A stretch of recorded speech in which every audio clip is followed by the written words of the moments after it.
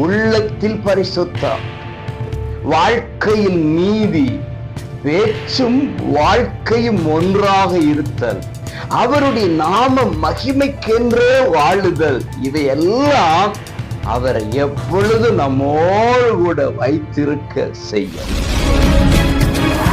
பிரியமானவர்களே, இயேசுவின் நாமத்திலே உங்களை வாழ்த்துகிறேன். ஏசப்பா இந்த நாளில் உங்களை ஆசீர்வதிப்பாராக.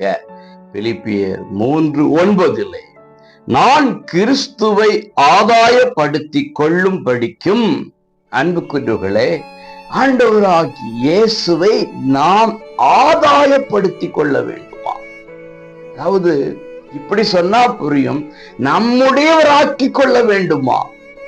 எப்போதும் எனக்குள்ளதான் அவர் இருக்கணும், அவர் என்னுடையவர் என்று சொல்லி அவரை கொண்டு வாழ்கிற வாழ்க்கைக்கு பெயர்தான் ஆதாயமாக்கி கொள்வது. பணத்தால் அவரை ஆதாயமாக்க முடியாது, அல்லது நீங்கள் ஏதோ அவரை பிரியப்படுத்தி அவரை ஆதாயப்படுத்தலாம் என்றால் அதுவும் முடியாது.